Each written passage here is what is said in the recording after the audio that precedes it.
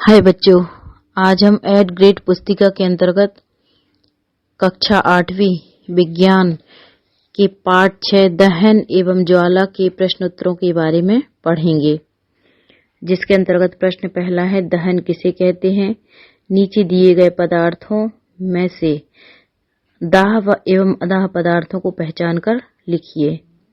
तो सबसे पहले हम समझते हैं कि दहन क्या है। तो दहन वह रासायनिक प्रक्रम है जिसमें पदार्थ ऑक्सीजन से क्रिया करके ऊष्मा देता है। क्या कहलाता है? दहन कहलाता है। अर्थात दहन के लिए वायु या ऑक्सीजन की आवश्यकता होती है।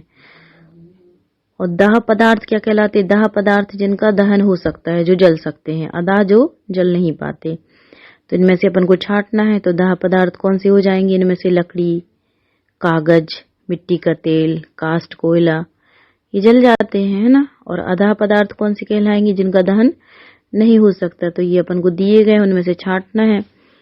तो लोहे की कीलें, पत्थर का टुकड़ा, कांच इत्यादि अदाह पदार्थ होंगे। अगला प्रश्न है, ऊष्मीयमान किसे कहते हैं? ईंधन के ऊष्मीयमान को किस मात्रक द्वारा प्रदर्शित किया जाता है? ऊष्मीयमान क्या होगा?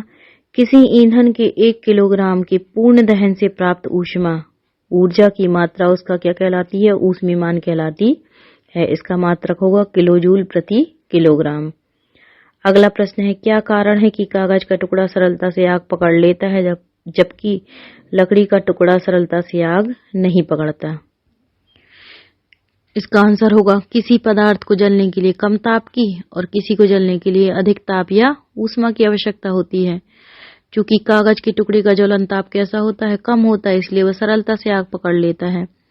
जबकि लकड़ी के टुकड़े का ज्वलन ताप कैसा होता है? अधिक होता है। अर्थात उसे जलने के लिए अधिक ऊष्मा या ताप की आवश्यकता होगी। वह आसानी से आग नहीं पकड़ेगा।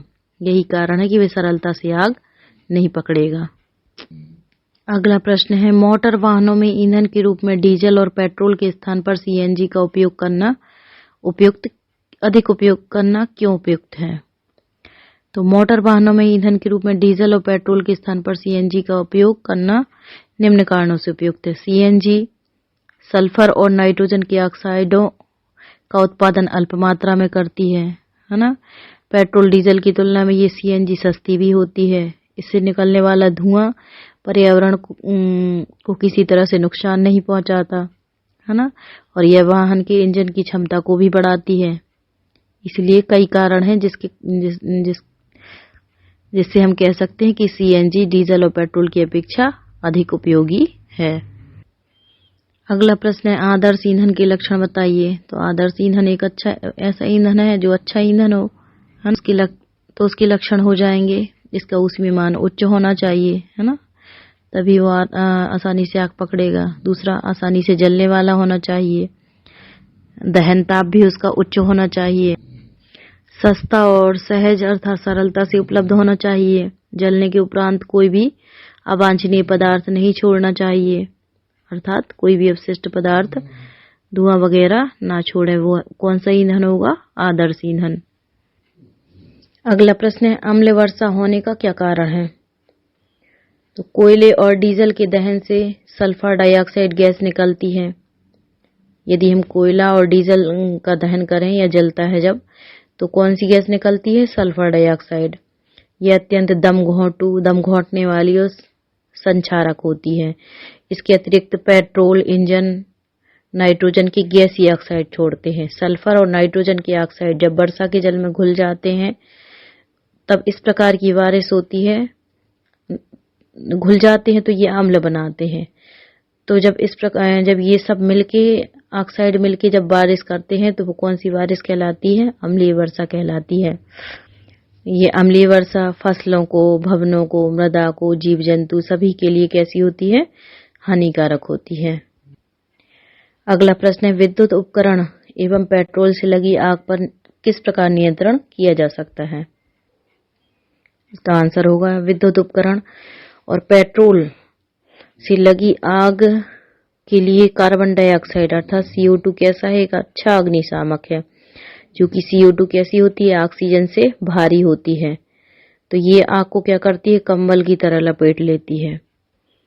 कंबल की तरह लपेटती है, अर्थात जैसे कंबल डालने पर तुरंत आग बुझ जाती है, वैसे ही ये CO2 काम करती है।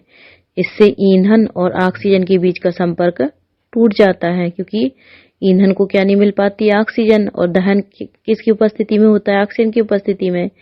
इसलिए उसका संपर्क, ऑक्सीजन का संपर्क ईंधन से टूट जाता है, अतः आग पर नियंत्रण हो जाता है। इसके अतिरिक्त CO2 का ये भी लाभ है कि यह विद्युत उपकरणों को कोई हानि नहीं पहुंचाती है। अगला प्रश्न है, ईंधन के रूप में लकड़ी का उपयोग करना हानिकारक क्यों होता है, कारण बताइए। तो सदियों से पुराने के समय में क्या करते थे लोग, लकड़ियों का उपयोग ही करते थे घरेलू और औद्योगिक ईंधन के रूप में। परंतु अब इसका स्थान किसने ले लिया है, LPG, है ना, अपनी रसोई गैस, लिक्विड पेट्रोलियम गैस या द्रवित पेट्रोलियम गैस। क्यों? क्योंकि लकड़ी के जलने से क्या होता है, धुआं होता है, जो क्या है मनुष्य के लिए हानिकारक है। इससे दमा जैसे रोग उत्पन्न होते हैं, और लकड़ी के अपूर्ण दहन से कार्बन मोनोऑक्साइड गैस उत्पन्न होती है, जो अत्यंत विषैली होती है। यदि बंद कमरे में कोई व्यक्ति सो रहा हो तो इससे उसकी मृत्यु तक हो सकती है। इसलिए लकड़ी के कई हानिकारक कारण है, इसलिए हमें किसका उपयोग करना चाहिए, LPG का। अगला प्रश्न है, मोमबत्ती की ज्वाला का नामांकित चित्र बनाकर उसके विभिन्न क्षेत्रों को समझाइए। तो हम देखते हैं मोमबत्ती की ज्वाला का चित्र इस तरह है।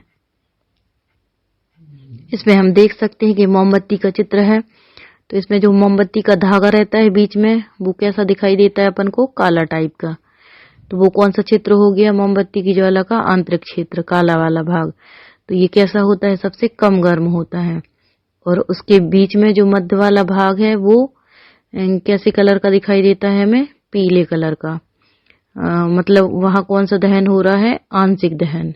सबसे नीचे सबसे कम गर्म है, उसके बाद थोड़ा उससे अधिक गर्म है पीला वाला भाग, और सबसे ऊपर की ओर कौन सा दहन हो रहा है, वो नीला दिखाई देता है हमें। सबसे ऊपरी भाग कैसा दिखाई देता है, नीला। तो वो अर्थात वहां कौन सा दहन हो रहा है, पूर्ण दहन, नीले वाले भाग में, और वो सबसे अधिक गर्म भाग होगा। तो इस तरह हम मोमबत्ती की ज्वाला के विभिन्न क्षेत्रों को देख सकते हैं। अगला प्रश्न है, दहन के लिए वायु आवश्यक होती है, इसे प्रदर्शित करने हेतु किसी क्रियाकलाप का वर्णन कीजिए। तो इसके लिए हम क्या कर सकते हैं, हम 2 मोमबत्ती जलाकर रख सकते हैं। एक मोमबत्ती को हम खुला छोड़कर जलने देंगे, और दूसरी मोमबत्ती को किसी कांच के बीकर या कांच के ग्लास से ढक देंगे। तो हम देखते हैं कि जो पहली मोमबत्ती है वो आसानी से जलती रहती है, जबकि दूसरी मोमबत्ती कुछ देर बाद बुझ जाती है। क्यों? क्योंकि उसे वायु या ऑक्सीजन नहीं मिल पाती है। इससे ये सिद्ध होता है कि दहन के लिए वायु या ऑक्सीजन की आवश्यकता होती है। Thank you.